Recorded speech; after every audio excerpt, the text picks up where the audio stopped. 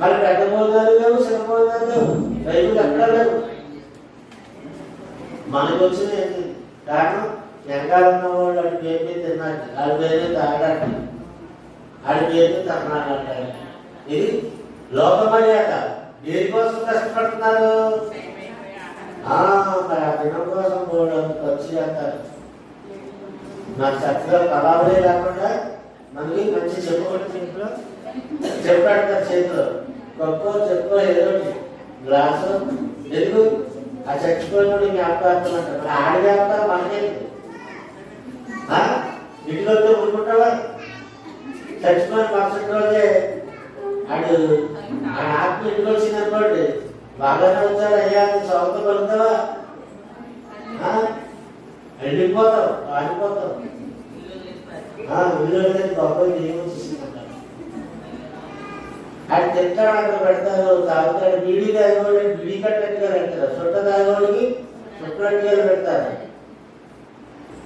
ఇవన్నీ ఏంటండి? లోకాచారాలు.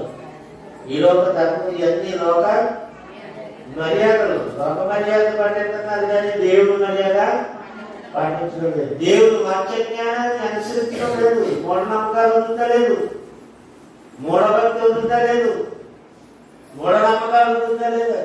అబ్బా కావాలా, బొమ్మ కావాలా, అది కావాలా, ఇది కావాలి, దీని పెట్టేది పెట్టాలి కదా అంటారు.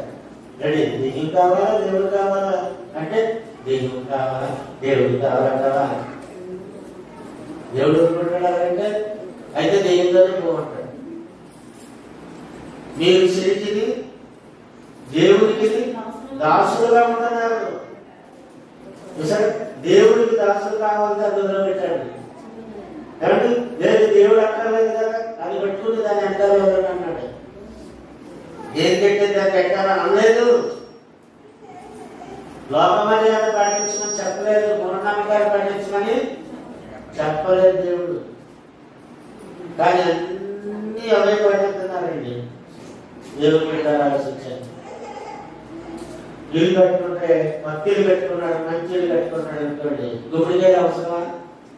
గుమ్మడికాయ పెట్టాల్సిన అవసరం ఉందా? దిష్టి బొమ్మలు అవసరమా? క్రైస్తవుడికి పోనీ విశ్వాసంలో ఎవరో పెట్టుకున్నారు పాపం తెలియకపోతే హాస్టల్లో పెడుతున్నారు గుమ్మడికాయలు.